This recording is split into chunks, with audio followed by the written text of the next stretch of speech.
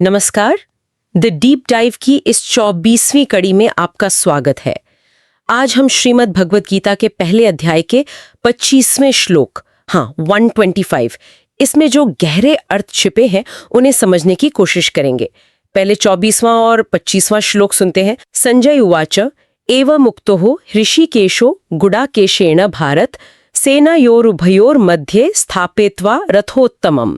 124 भीष्म द्रोण प्रमुखत सर्वेषां च महीक्षिताम् उवाच पार्थ पश्येतान् समवेतान् कुरुनीति।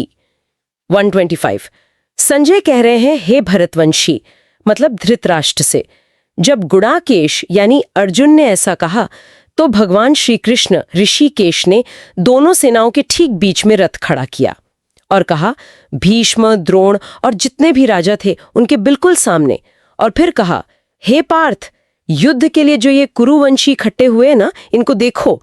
हमने पिछले श्लोकों में देखा था अर्जुन ने खुद ही कहा था कि रथ बीच में ले चलिए, देखना है कौन कौन लड़ने आया है। तो आज हम इसी पल पर श्लोक 125 पर थोड़ा गहराई से सोचेंगे। ये सिर्फ रथ खड़ा करना नहीं है, इसमें बहुत कुछ है।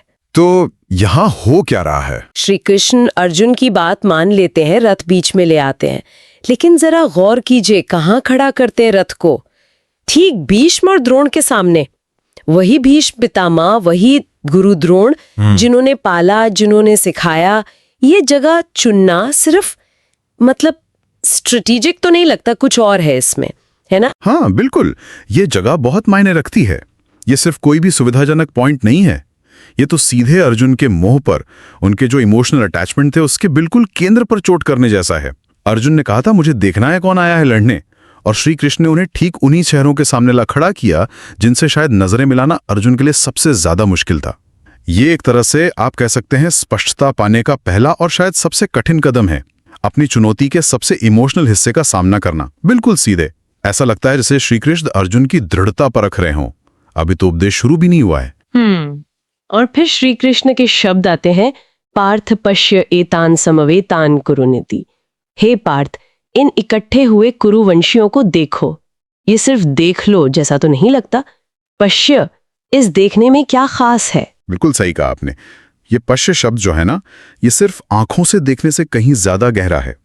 ये असल में यथार्थ को, रियलिटी को स्वीकार करने का, उससे आंख मिलाने का बुलावा है।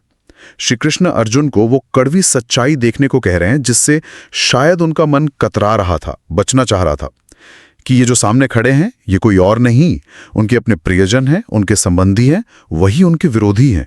यही वो क्षण है जो अर्जुन के मन में चल रहे कॉन्फ्लिक्ट को, द्वंद्व को सतह पर ले आता है।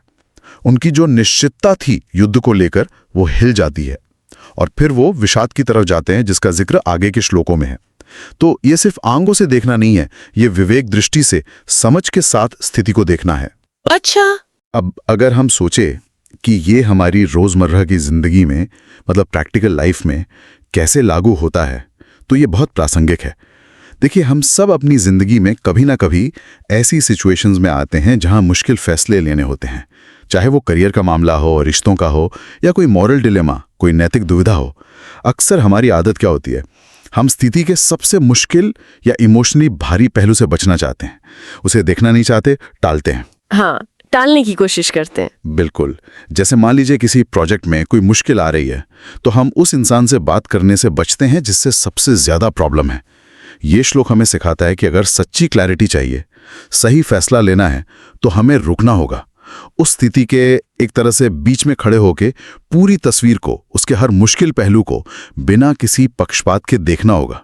पश्य, यथार्थ को स्वीकारना होगा, और इसके लिए हिम्मत चाहिए, आत्मबल चाहिए।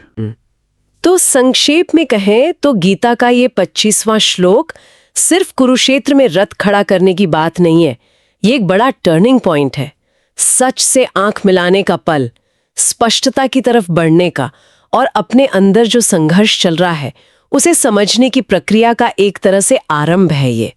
ये दिखाता है कि कैसे भगवान भक्त की इच्छा का मान रखते हुए भी उसे परम सत्य का सामना करने की हिम्मत देते हैं, प्रेरणा देते हैं, चाहे वो कितना भी मुश्किल क्यों ना लगे। बिल्कुल। और यहाँ एक सवाल शायद हम अपने लिए छोड़ सकते हैं कि जब हम अपनी जिंदगी के कुरुक्षेत्र में किसी बड़ी मुश्किल या धर्म संकट के बीच खड़े होते हैं, तो क्या हम वाकई में उस पूरी स्थिति की बिना लाग लपेट के निष्पक्ष स्पष्टता मांगने की हिम्मत रखते हैं?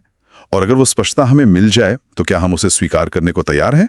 और वो जो कुछ भी दिखाती है, हमारे अपने लगाव, हमारे डर, हमारी कमजोरियां, क्या हम उनका सामना करने के लिए तैयार हैं? नमस्कार। नमस्कार।